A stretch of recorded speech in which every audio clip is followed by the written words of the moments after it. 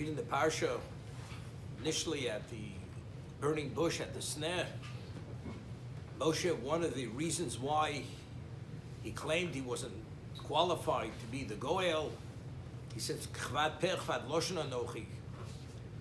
He claims he has a speech impediment, which was factually going back to when he was a young child. So Hashem responds and says, Misam pelo odom. Who gives anybody the ability to speak? We're talking about Moshe Rabbeinu at this point. He's receiving a prophecy, a communication from Hashem. He understands there's nothing beyond God's ability. So what is even the consideration to say to Hashem, Chvad peh, chvad loshen anochi, I'm not qualified because I have the speech impediment.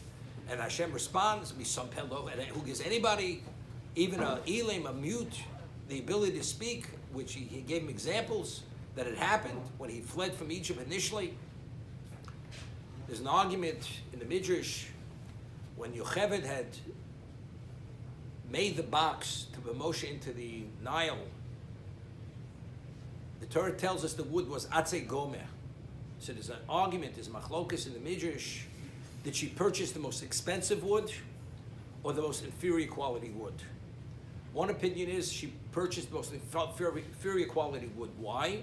Because tzaddikim chavim amon yosem migufam. Because a tzaddik, he values his money as much as he values his life, as we find by the Pachim Ketana by Yaakov Avinu. He went back, he was phenomenally wealthy, but even something of barely worthless value, he went back for. So Yocheved, because she valued her money, because when God gives you something, you can't be wasteful under any circumstance, and spending more than the most inferior would have been a waste. And we're speaking about saving a child. Moshe Rabbeinu. We find that Moshe Rabbeinu, when he was told to hit the Nilos, to turn it into dam, into blood, which was the first makkah, the Torah tells us that Aaron is the one who struck the Nilos, the Nile. Why? Because when Moshe was put into the Nilos, it was a miracle. He should have drowned. He didn't drown. So as a result, based on the principle of Hakor Satov, not to be an ingrate, he didn't strike the Nilos, the Nile. Aaron did.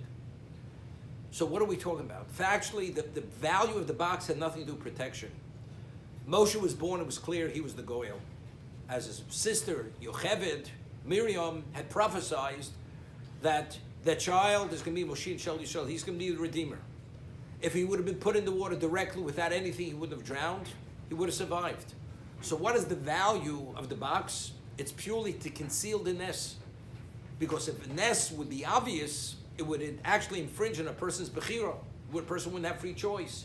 So that was its value. So if the value was only to conceal the miracle, spending more than is necessary than that for that purpose is wasteful. Therefore, that opinion holds, is of the opinion she chose to purchase the most inferior wood for that reason.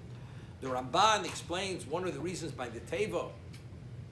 He was instructed to make the Teva, even though if you make a calculation of what went into the Teva, it was impossible. The numbers were unfathomable numbers that went in there, not to be calculated, and but it was very specific. He was told to build this Teva. Again, one of the reasons is to conceal the miracle.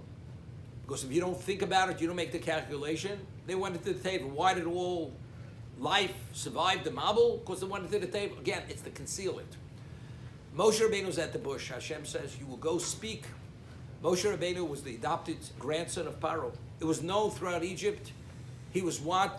He had a speech impediment. All of a sudden now he's going to be able to speak. What happens?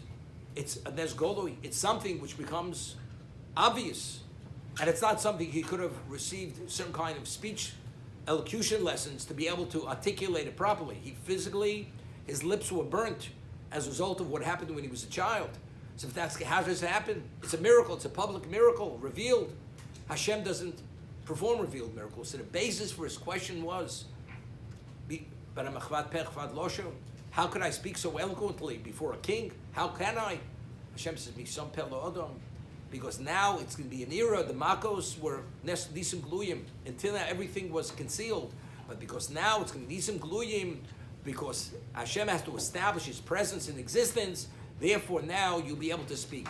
Nevertheless, he still was obstinate, and therefore was given over to Aaron for this purpose.